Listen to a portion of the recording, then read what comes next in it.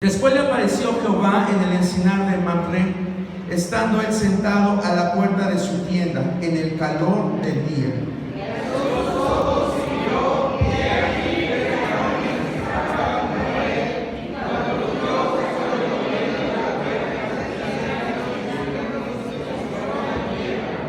Y dijo: Señor, si ahora he hallado gracia en tus ojos, te ruego que no pases de tu siervo.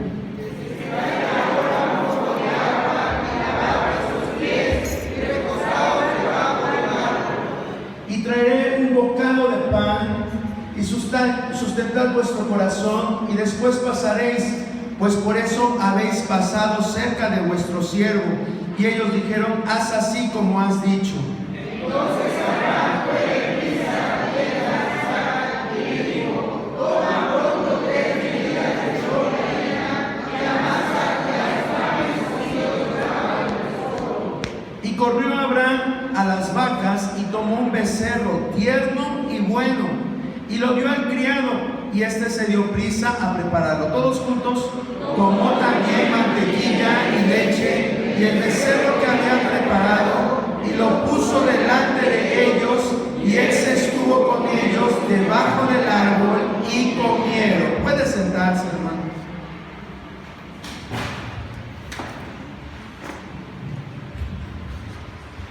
Bueno, pues nuevamente Dios puso en nuestra mente este pasaje. Está muy cerca del pasaje que vimos hace 8 días, acerca de cómo se podían obtener esas promesas que Dios tiene para nosotros. Y hoy vamos a ver algo muy similar a lo que vimos hace 8 días. Pero fíjese cómo Dios es repetitivo con Abraham. Gran parte de la historia que se menciona en la Biblia acerca de Abraham son este tipo de encuentros. A veces la Biblia no menciona 25 años de la vida de Abraham, a veces tarda periodos largos sin que la Biblia nos diga algo acerca de Abraham, pero cuando lo hace, nos hace con referencia a la relación que había entre Dios y este hombre. Y aquí no es la excepción. Dice la palabra: después le apareció Jehová en el encinar de Mamre, estando él sentado a la puerta de su tienda en el calor del día. Vemos cómo estaba este hombre Abraham sin esperar, ¿verdad? Porque así es Dios. Muchas veces hablamos y oramos y estamos esperando su presencia, estamos buscando su presencia y aparentemente nada pasa. Pero a veces cuando menos te lo esperas, ahí está la presencia de Dios, la que tú anhelas. Y así la Biblia nos muestra que así es Dios. Así es Dios. Él se aparece y se manifiesta cuando Él tiene un propósito para hacer. Sí, cuando Él está ahí para recordarnos las cosas grandes que Él tiene para nosotros. Porque a final de cuentas esa visita tenía ese propósito. La visita tenía el propósito de recordarle a Abraham las promesas que ya le había hecho. Pero vamos a ver las acciones que tuvo Abraham. Vamos a ver cómo cuando él está ante este encuentro divino, cuando Abraham está ante este encuentro divino, él prepara su corazón, él prepara un lugar confortable. Es importante esto que le estoy diciendo. David tenía una visión de hacerle casa a Dios en esta tierra. Él no lo pudo hacer, pero su hijo Salomón fue el que lo hizo. Pero vea cómo Abraham y cómo David tenían ese propósito, que cuando la presencia de Dios se manifestara, Dios se pudiera sentir confortable, pudiera estar en un lugar propicio. Porque puede ser que lleguen visitas a nuestra casa, pero a veces esas visitas son indeseables en ese momento, seamos honestos.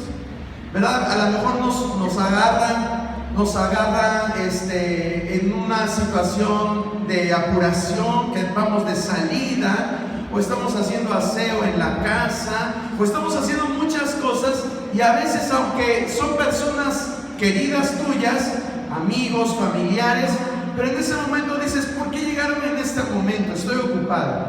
Aquí nosotros vamos a ver cómo a través de 6 acciones Abraham prepara un lugar para que Dios le recuerde las promesas que tenía para él.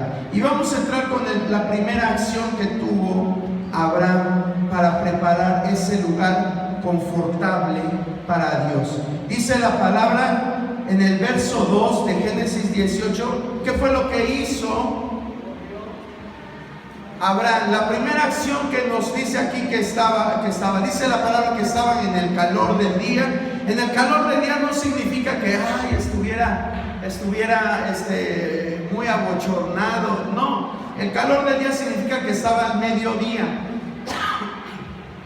Y ahí sentado, dice que alzó sus ojos y miró, alzó los ojos y miró. Entonces, ¿qué fue la primera acción que hizo Abraham? Alzar los ojos y mirar. ¿Cuántos en verdad deseamos verla y contemplar la hermosura de Dios? ¿Cuántos en verdad pasamos tiempo en la presencia, buscando la presencia de Dios? Seamos honestos. Muchas veces lo buscamos para que nos resuelva cosas, como ya lo hemos dicho en otras ocasiones. Lo buscamos solamente, y aunque se oiga mal, pero lo buscamos por interés. Lo buscamos por necesidad. Lo buscamos a veces como nuestra última salida. Nos metemos en problemas y es cuando entonces clamamos al Señor y le pedimos que Él nos ayude. Pero lo que Dios nos muestra en su palabra es que Abraham estaba mirando, y no estaba mirando al frente. Dice la palabra que estaba mirando hacia arriba, dice, alzó sus ojos. Usted y yo, dice la palabra, que debemos de poner nuestros ojos en las cosas de arriba. Así Jesús lo dijo cuando Él vino a esta tierra, dice que pongamos nuestra mirada en las cosas de arriba. Pablo dice que pongamos nuestros ojos en el autor y consumador de la fe. La palabra de Dios en Hebreos nos dice que Moisés permaneció en pie a pesar de la oposición, porque tenía su mirada puesta en el invisible. Para que usted y yo realmente podamos ver la grandeza de Dios, tenemos que estar enfocados en las cosas de arriba. Tenemos que buscar las cosas de arriba. ¿En qué pasamos nuestro día comúnmente? Pensando en cosas de nuestra escuela, de nuestro trabajo, si tenemos familia, en situaciones con nuestro esposo, con nuestra esposa, con nuestros hijos, con nuestras amistades, pensando en que ya salió una nueva película y la queremos ir a ver, pensando en organizar eventos y muchas cosas. Pero ¿cuánto tiempo realmente le dedicamos a estar pensando en la grandeza de Dios? Tú no vas a poder nunca recibir revelaciones de Dios, nunca vas a poder ser iluminado por Dios si no buscas las cosas de arriba. Siempre vamos a estar pensando que las cosas suceden porque le caigo mal a las personas, porque me tienen coraje por esto, por el otro, pero no sabemos que detrás de todas las acciones humanas hay también conductas espirituales, y esas son las que nosotros tenemos que ver, y tenemos que pensar que Dios está con nosotros en cada situación de nuestra vida, para que usted y yo salgamos triunfadores y no seamos derrotados. Muchos de nosotros somos derrotados porque en lugar de ver hacia arriba siempre estamos pensando al frente. siempre viendo las circunstancias. Ay, no, esa montaña está muy grande, ese mar es inmenso, ¿cuándo lo voy a cruzar? Ese río es muy caudaloso y yo creo que yo no lo puedo pasar. Pero si nosotros fijamos nuestra vista en lo celestial, en lo de arriba, fijamos nuestra vista en Dios, Él nos va a ayudar para pasar cualquier obstáculo. ¿O a usted le gusta andar derrotado? Yo creo que a nadie le gusta andar derrotado. La palabra de Dios dice que Él nos lleva de victoria en victoria.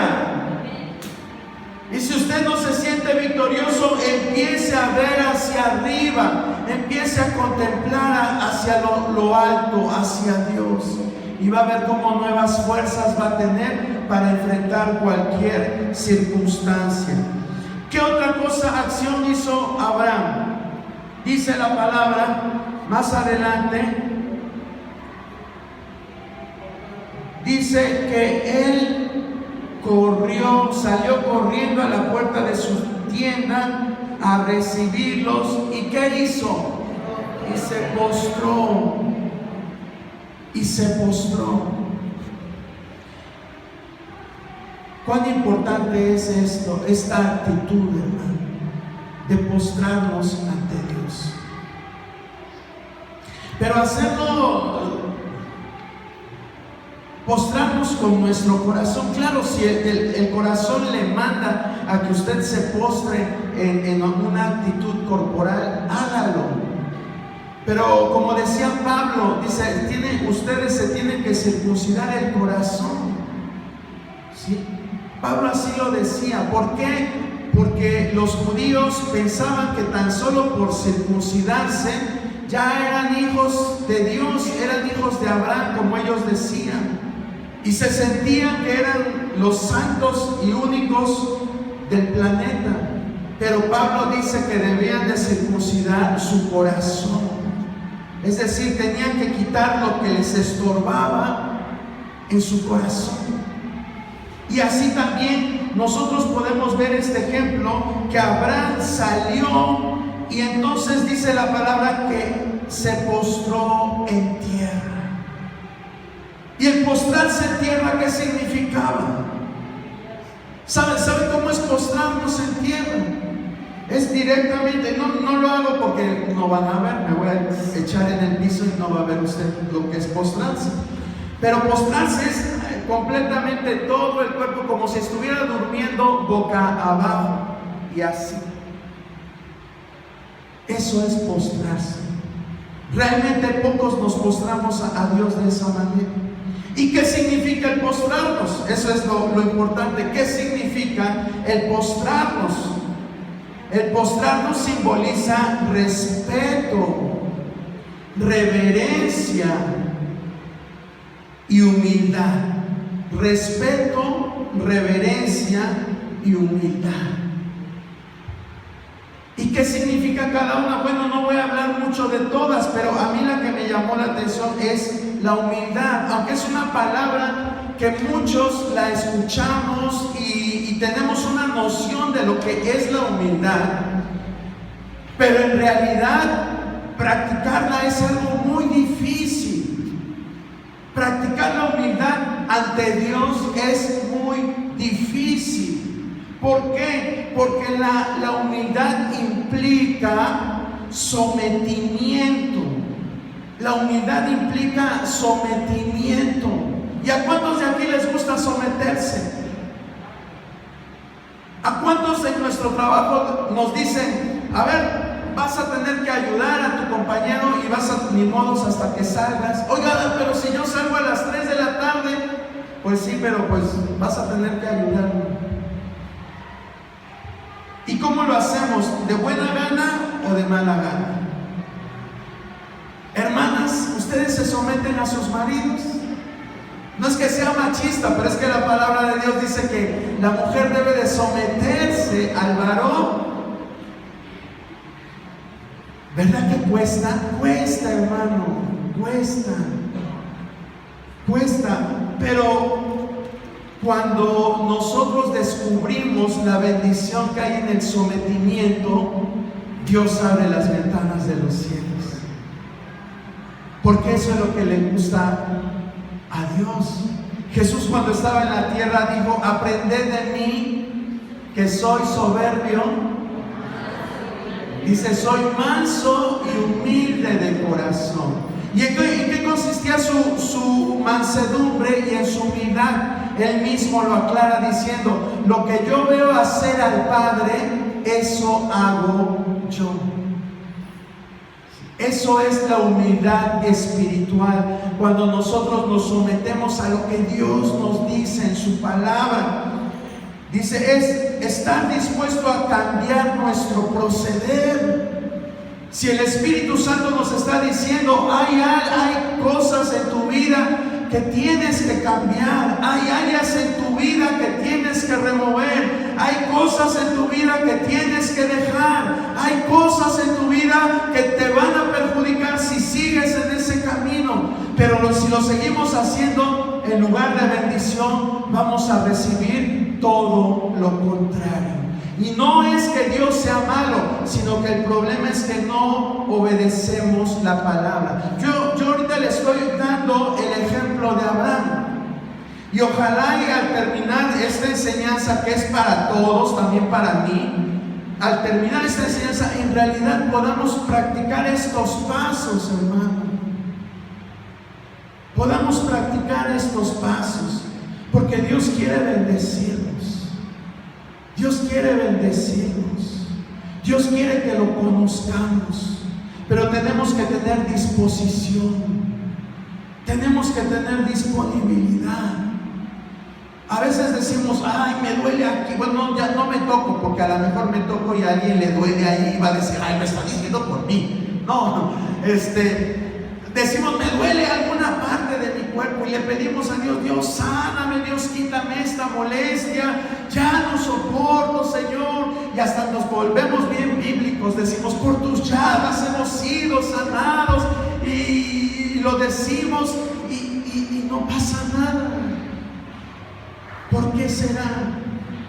Porque quizás el problema que tú tienes es un problema emocional, es una falta de perdón, es resentimiento, es rencor, es odio contra quizás tus padres, contra alguien que te ha hecho mucho daño, y ahí lo tienes aferrado. Y en lugar de que le digamos a Dios: Dios, límpiame, ayúdame a perdonar. Es bien difícil, Señor, perdonar, pero ayúdame, Señor, en mis fuerzas me declaro impotente, pero yo sé que si tú me ayudas, tú me das fuerzas, yo lo voy a poder hacer, Señor. Y entonces el Señor, cuando ve la disponibilidad en tu corazón, Él viene y te ayuda, porque dice la palabra del Señor que Él rescata del hoyo tu vida. Y después, ¿qué hace? Dice: te corona de favores y misericordias. ¿Se da cuenta cómo el propósito de Dios es bendecirnos? Te corona de favores, de misericordia. Qué bueno es Dios, hermano. De veras, no nos paga conforme a nuestras rebeliones, dice la palabra en Salmo 103. No nos paga así. Pero debemos de tener un corazón. Si usted a lo mejor dice: no, pues yo me acerco ante el Señor con un corazón íntegro. Primero, dile al Señor: examíname, oh Dios, y pruébame. Así decía David: examíname, Señor, y pruébame si hay en mi camino de perversidad. ¿Por qué quiero hacer esto? ¿Por qué me duele esto? ¿Por qué me pasa esto? Y Dios lo va a hacer, pero tenemos que sincerarnos con Dios. Acuérdense, hermano, que dice la palabra: Dios no puede ser burlado. Él conoce lo más profundo de nuestro corazón.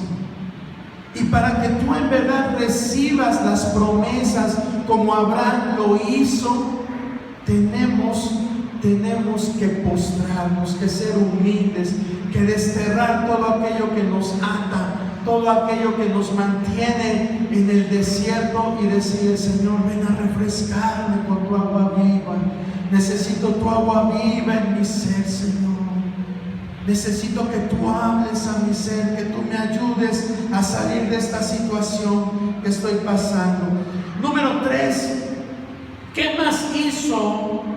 ¿Qué más hizo Abraham? Dice la palabra del Señor. Y dijo el Señor: si ahora he hallado gracia en tus ojos, te ruego que no pases de su siervo, que se traiga ahora un poco de agua. ¿Y qué hizo? Lavar vuestros pies y recostaos debajo de un árbol. Recostaos debajo de un árbol. Fíjese esa amabilidad que tuvo Abraham para con estos visitantes, para con Jehová, porque así lo dice la palabra en el verso 1, para con Jehová. Les puso agua. De por sí ya era una tradición el que los visitantes, la gente que pasaba y pedía hospedaje, se les lavaran los pies. Pero Abraham fue más allá. Abraham dice que les dijo: aquí esténse y recuéstense debajo de un árbol. Fíjense la amabilidad de Abraham. Y usted me va a decir: ay, ¿a poco Dios quiere que lo recostemos debajo de un árbol? No. Pues ¿cómo vamos a recostar a Dios debajo de un árbol? Pero lo que simbolizan estos actos, junto con el pan, el lavar los pies, el decirle que se acostara debajo de un árbol para que no le dieran los rayos del sol, y darle pan, estas 3 acciones eran símbolo de hospitalidad. De hospitalidad. Cuando nosotros estamos pidiendo que la presencia de Dios venga a nuestra vida, como ahorita estábamos cantándole al Señor, diciéndole: manda la lluvia, Señor, pero lo hacíamos de corazón, le tenemos un lugar preparado. ¿Lo vamos a recibir bien? ¿O cómo lo vamos a recibir? ¿Cómo lo vamos a recibir? Con cosas negativas dentro de nosotros, chismes, murmuraciones, mentiras. ¿Lo vamos a recibir con todas esas cosas que a Él no le agradan? No, hermano. Cuando pedimos su presencia, esto que estamos hablando es pedir la presencia de Dios. Cuando lo estamos pidiendo, tenemos que liberarnos de todas esas cosas negativas, todo eso que nos estorba. Acuérdense que Jesús tenía unos amigos que eran de Betania. ¿Cómo se llamaban estos amigos? María, Marta y Lázaro. En una ocasión fue Jesús y estaba María y Marta, y él era amigo de los 3 personajes. Pero Marta, ¿qué estaba haciendo? O sea, lo recibe, pero ¿qué estaba haciendo? Estaba afanada, dice la palabra, estaba afanada haciendo cosas. Y aunque a veces nosotros no lo creamos, nosotros andamos así. Andamos afanados haciendo muchas cosas. Ay, es que tengo que ir acá, tengo que ir allá, tengo que hacer esto, tengo que hacer el otro. Y nunca tenemos ni siquiera 2 horas. 2 horas. Ya no le digo al día, a la semana, para hablar con Dios. 2 horas. Que no sea aquí. 2 horas entre usted y Él. Porque este pasaje es de intimidad. Lo que Dios quiere y lo que buscaba en Abraham también lo busca en nosotros. Quería intimidad. Quería que Abraham lo atendiera bien. ¿A usted le gusta cuando va a algún lugar y no lo atienden bien? Tan solo con que usted vea a sus amigos y sus amigos está platicando con ellos. Ay, se me fue el aparato. Acá está. Estamos con los amigos y estamos. Ah, sí, ¿verdad? ¿Y qué más te dijo? Y estamos ahí. ¿A usted le gusta eso? Que usted esté esté platicando a alguien y la otra persona está ahí metida y usted le está diciendo cosas serias y la otra está... No, ¿verdad? No nos gusta. Pues ¿saben qué? Déjeme decirle algo. Dios es una persona. Es una persona y las personas sienten. Dios se enoja, Dios se aira, Dios se ríe, Dios se goza, Dios se alegra, Dios es justo. Nosotros lo podemos ver todo eso en la Biblia. Entonces imagínense que Él quiere visitarlo a usted, pero usted en lugar de recibirlo, lavarle los pies simbólicamente, ponerlo en un lugar confortable abajo de un árbol y darle pan, se pone a estar ahí con el celular. Espérame Dios, espérame, porque tengo que mandar este mensaje, tengo que hacer esto, Señor. Así nos pasa a muchos. Y decimos, ¿por qué, Señor, no me oyes? ¿Por qué no respondes mis peticiones? ¿Por qué no atiendes? No es que Él no quiera, es que estamos ocupados haciendo otras cosas y lo dejamos a Él en segundo lugar. Pero vea usted la actitud de Abraham. Dice que se traiga ahora un poco de agua y lavad vuestros pies y recostaos debajo de un árbol y traer un bocado de pan y sustentar vuestro corazón. Tres cosas que nos hablan de hospitalidad. Pero la cuarta cosa es el pan. Sí, o sea, el pan simboliza hospitalidad, pero también el pan simboliza comunión. El pan simboliza comunión. Acuérdese de eso. Cuando dice la palabra que Jesús partía el pan y le daba a sus discípulos, era porque estaban en la mesa y estaban teniendo comunión.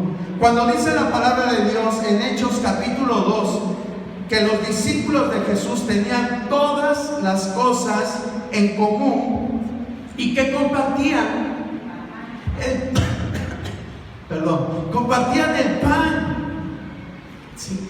Entonces el pan era símbolo de comunión. Sí. Créame, hermano, que Dios está más interesado en ser su amigo que el interés que usted tenga en que Dios sea su amigo. Dios está más interesado. A Él le interesa más. En verdad. ¿O no fue Él el que dijo, he aquí yo estoy a la puerta?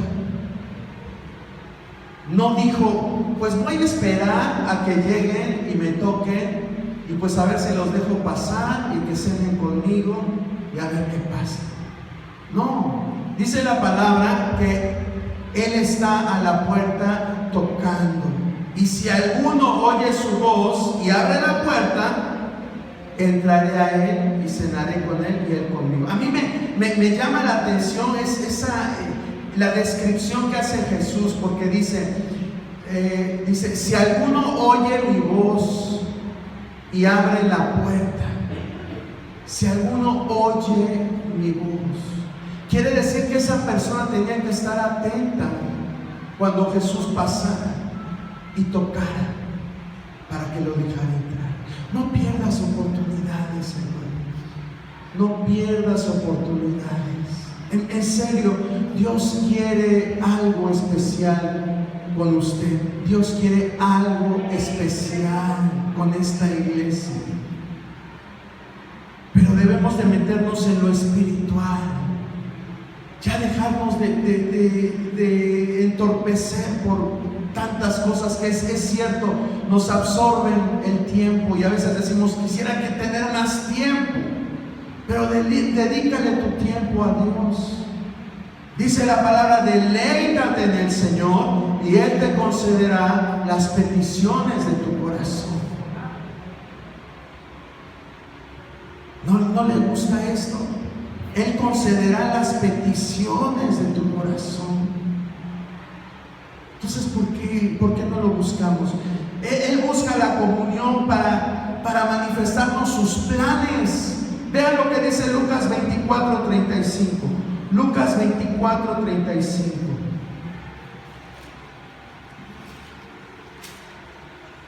Si alguien lo quiere leer, por favor. Entonces, ellos contaban las cosas que les había acontecido en el camino y cómo le habían reconocido al martirlo. Gracias, hermana Janet. ¿Sí lo leyeron? O si no trae Biblia, ¿sí lo escuchó? Dice, entonces ellos, ¿quiénes ellos? Aquí está hablando la palabra de Dios acerca de aquellos caminantes de Emaús. Eran discípulos de Jesús. Estaban desolados porque Jesús había muerto. Lo habían crucificado. Y ellos hablaban, fíjense, aunque estuvieron con él, pero hablaban de una forma despectiva. Sí, decían, he aquí dos de ellos iban el mismo día a una aldea llamada Emaús, que estaba a 60 estadios de Jerusalén. E iban hablando entre sí de todas aquellas cosas que habían acontecido.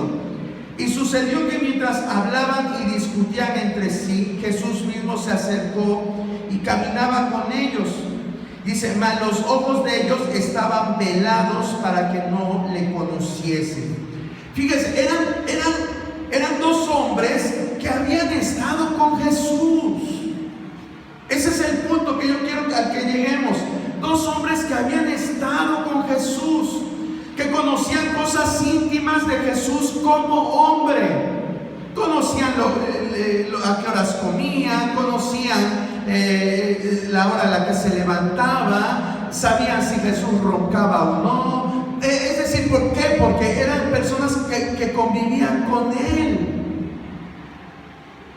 Eran personas cercanas a Él, pero no lo habían conocido de lleno. No vamos ahorita a analizar todo el pasaje, usted léalo en su casa.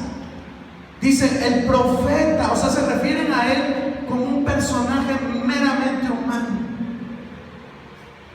Oye, pues ¿no vieron cuando Dios habló del cielo y descendió la paloma sobre él y dijo, este es mi hijo amado en el cual tengo contentamiento? ¿No vieron cuando los vientos y los mares le obedecieron ante aquella tempestad? ¿No vieron cuando tan solo con unos peces y unos panes Él alimentó a más de 5,000? ¿No vieron cuando resucitó a la hija de Jairo al hijo de la viuda de Naín? ¿No vieron toda la grandeza de Jesús? Y aún así no lo conocían. Y aún así no lo conocían. Hermano, puede ser que usted sepa mucho de Biblia. Me presuma y diga, yo he leído la Biblia 80 veces.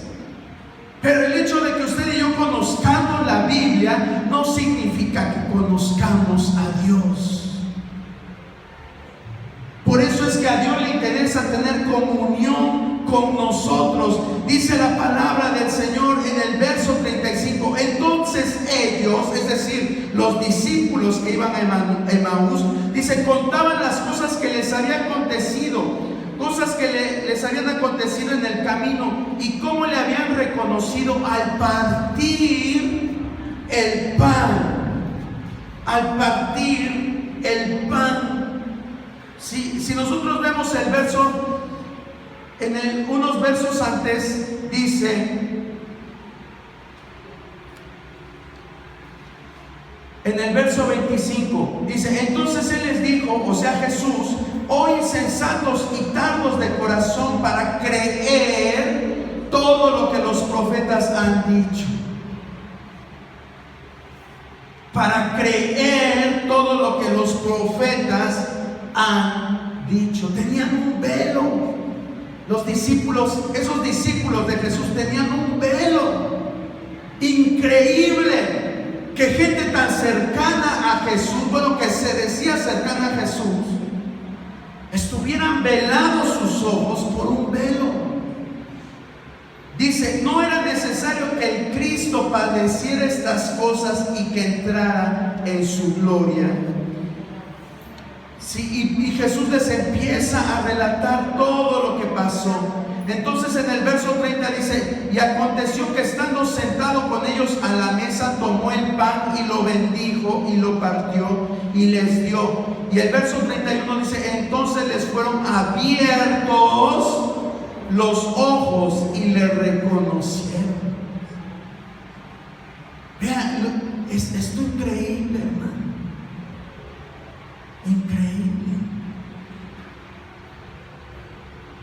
Lo conocían superficialmente, pero no lo conocían en el plano divino. No lo conocían. Y lo que Dios busca es darse a conocer a nosotros. Yo ya se los dije la vez pasada, Dios no es egoísta. Dios no es egoísta. Él dice que revela sus planes. Él revela sus propósitos. Pero ¿qué tenemos que hacer? Prepararle un lugar donde Él se sienta cómodo espiritualmente y pueda venir a hacer su obra en nuestra vida. Parece increíble, hermano. Parece que a lo mejor usted piense que les estoy diciendo cosas que están fuera de la palabra, pero ahí está. Ahí está. Dios quiere revelarse a cada uno de nosotros, porque no es exclusivo de profetas, no es exclusivo de apóstoles, no es exclusivo de pastores, ni de evangelistas, ni de maestros. ¿Qué es lo que busca Dios? Corazones sinceros, corazones que le tengan preparado un lugar para que Él venga, corazones que tengan ese interés, ese deseo, corazones que no tan solo estén pidiendo y pidiendo y pidiendo. ¿Se ha dado cuenta que más del 80% de nuestra oración, si no es que más el porcentaje, el mayor porcentaje, nuestras oraciones son estar pide y pide y pide y pide y pide? Y ojalá le pidiéramos: Señor, dame entendimiento, dame sabiduría, dame más de tu presencia, más de ti, más de tu unción. Pero no. Le pedimos cosas a veces que yo creo que hasta entristecen el corazón de Dios. Que entristecen el corazón de Dios. Porque quizás hasta pedimos cosas que van en contra de su voluntad. Y eso sí es algo tremendo, hermano. Pero bueno, vamos a seguir adelante. El quinto punto, le dije son 6. El quinto, déjeme regresar a Génesis.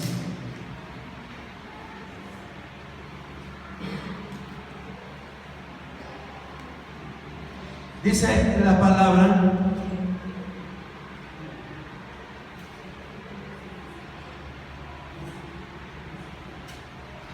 en el verso 7, y corrió Abraham a las vacas y tomó un becerro tierno y bueno y lo dio al criado, y éste se dio prisa a preparar. Y éste se dio prisa a preparar. Y este se dio prisa a preparar. Si fue y escogió un becerro. ¿Qué simboliza el becerro? Vean lo que dice Levítico 9:3. Levítico 9:3. Si alguien lo quiere leer, por favor.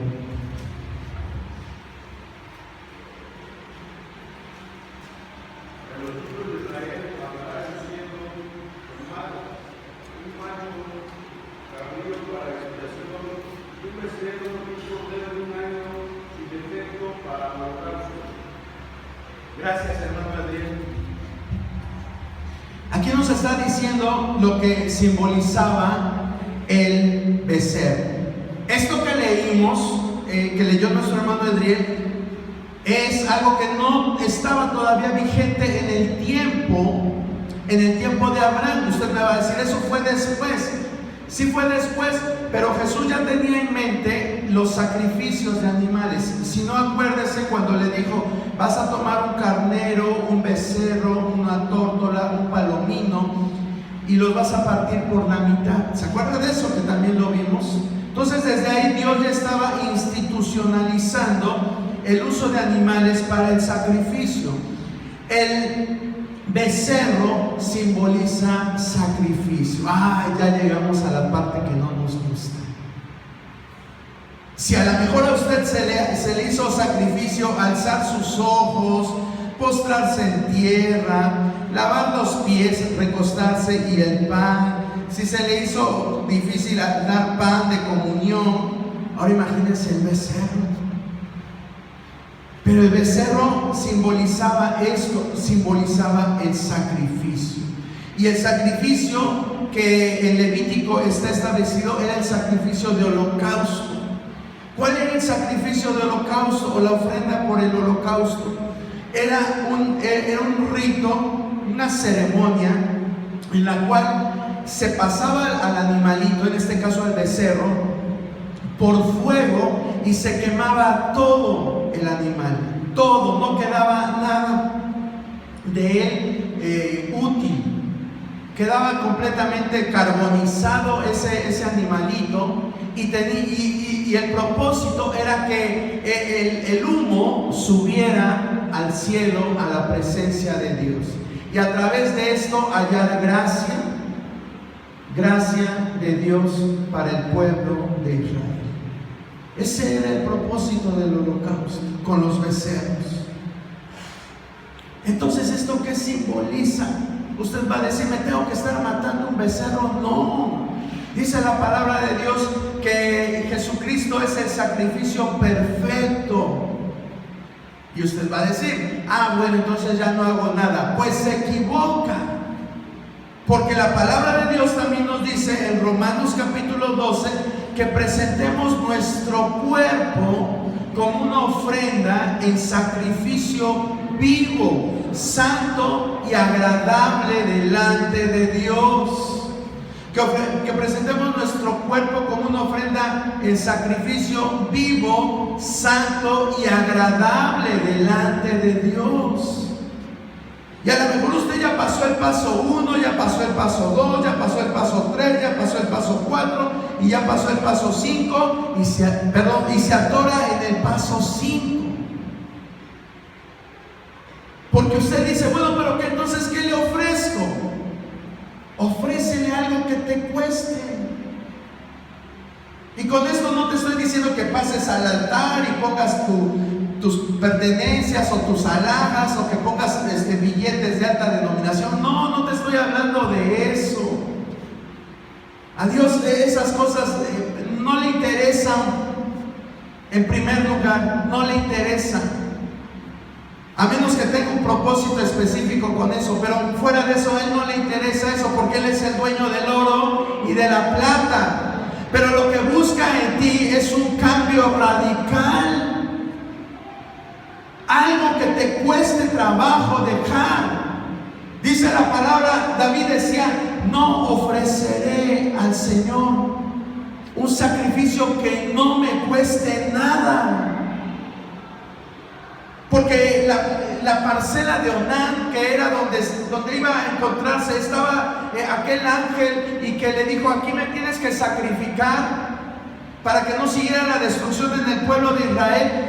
David le dice: pues sabes que, Onán, necesito este lugar, necesito tu parcela.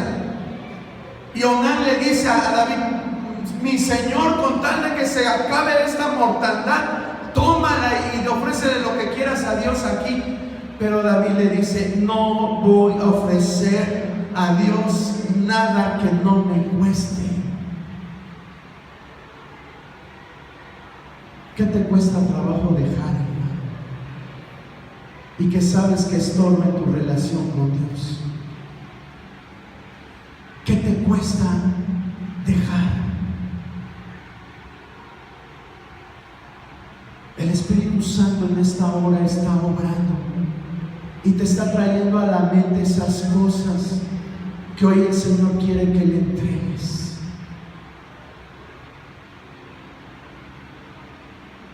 porque si no, no va a haber bendición. Las promesas no van a llegar. Tienes que entregarle. Tienes que entregarle. Sea un hábito, sea una emoción, sea alguna relación tóxica, mala, algo que te está dañando, que se está poniendo como una barrera entre tú y Dios. Hoy el Señor te está diciendo: hoy es tiempo. Hoy es el tiempo propicio.